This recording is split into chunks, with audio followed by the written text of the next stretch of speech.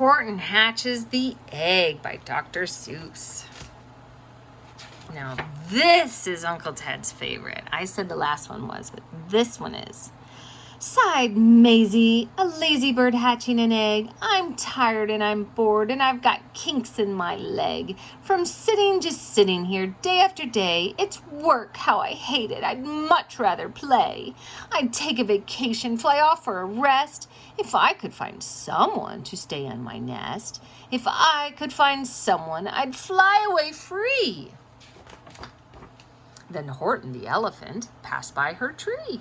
"Hello!" cried the lazy bird, smiling her best. "You've nothing to do, and I do need a rest.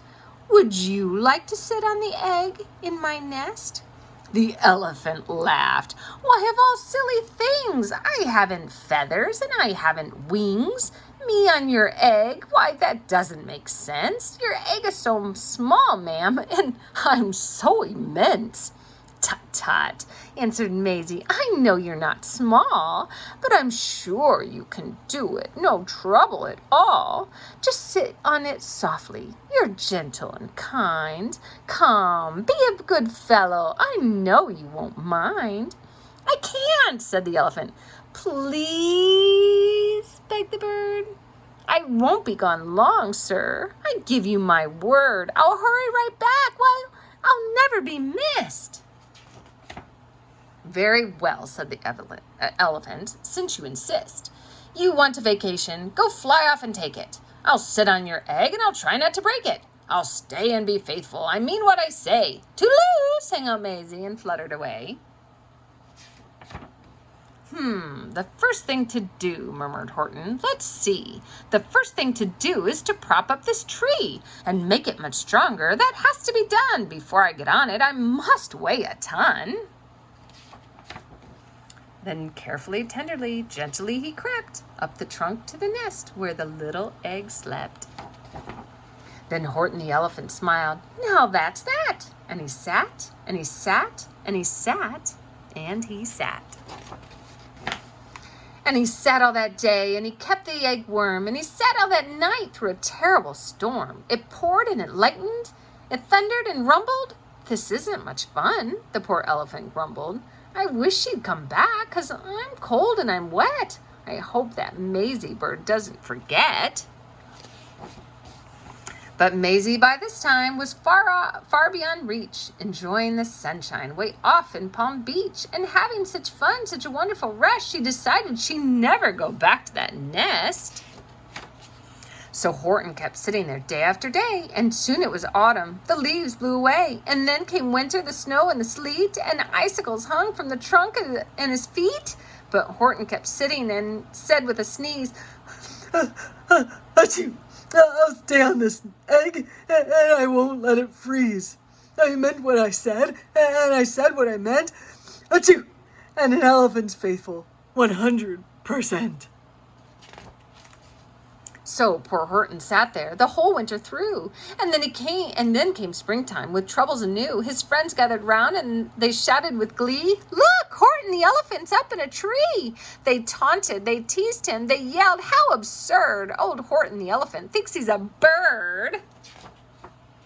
They laughed, and they all ran away, and Horton was lonely. He wanted to play, but he sat there on the egg and continued to say, "I meant what I said, and I said what I meant, an elephant's faithful 100%. No matter what happens, this egg must be tended." But poor Horton's troubles were far, far from ended, for while Horton sat there so faithful, so kind, 3 hunters came sneaking up so softly behind. He heard the men's footsteps. He turned with a start. 3 rifles were aiming right straight at his heart. Did he run? He did not.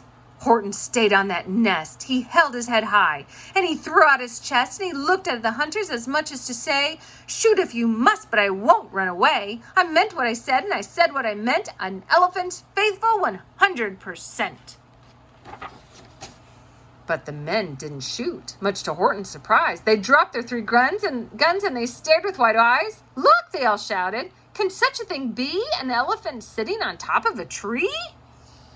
It's strange. It's amazing. It's wonderful new. Don't shoot him. We'll catch him. That's just what we'll do. Let's take him alive. Why, he's terribly funny. We'll sell him back home to a circus for money. And the first thing he knew, they built a big wagon with ropes on the front for the pullers to drag on. They dug up his tree and they put it inside, with Horton so sad they practically cried. We're off, the men shouted, and off they all went, with Horton unhappy 100%. Up out of the jungle, up into the sky, over the mountains 10,000 feet high, then down the mountain and down to the sea went the cart with the elephant, egg, nest, and tree. Then out of the wagon and onto a ship and over the ocean, and oh, what a trip! Rolling and tossing and splashed with the spray, and Horton said day after day after day, I meant what I said, and I said what I meant, but oh, am I seasick 100%. After bobbing around for 2 weeks like a cork, they landed at last in the town of New York. All ashore, the men shouted, and down with a lurch went Horton the elephant, still on his perch, tied on to a board that could just scarcely hold him. Bump! Horton landed, and then the men sold him. Sold to a circus. Then week after week, they showed him to people at 10 cents a peek. They took him to Boston, to Kalamazoo, Chicago, Weehawken, and Washington, too. To Daytona, Ohio, St. Paul, Minnesota, to Wichita, Kansas, to Drake, North Dakota.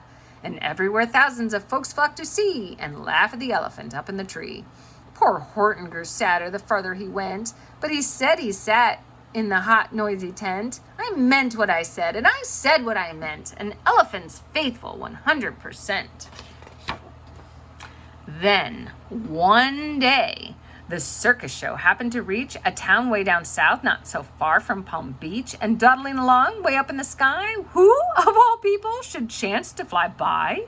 But that old good-for-nothing bird, Runaway Maisie, still on vacation and still just as lazy, and spying the flags in the tents just below, she sang out, "What fun! I think I'll go to the show."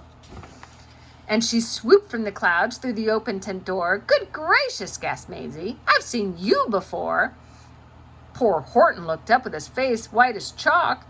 He started to speak, but before he could talk, there rang out the noisiest ear-splitting squeaks from the egg that he'd sat on 51 weeks. A thumping, a bumping, a wild, alive scratching. My egg! Shouted Horton. My egg! Why, it's hatching! But it's mine, screamed the bird when she heard the egg crack. The work was all done, now she wanted it back. It's my egg, you stole it from me. Get off my egg and get out of my tree. Poor Horton backed down with a sad, heavy heart. But at that very instant, the egg burst apart, and out of the pieces of the red-white shell, from the egg that he'd sat on so long and so well, Horton the elephant saw something whiz. It had ears and a tail and a trunk just like his. And the people came shouting, "What's all this about?" They looked and they stared with eyes popping out. Then they cheered and they cheered and they cheered more and more. They'd never seen anything like it before. My goodness, my gracious, they shouted. My word, it's something brand new. It's an elephant bird. And it should be. It should be like that. Because Horton was faithful. He sat and he sat. He meant what he said and he said what he meant. And they sent him home happy, 100%. The end.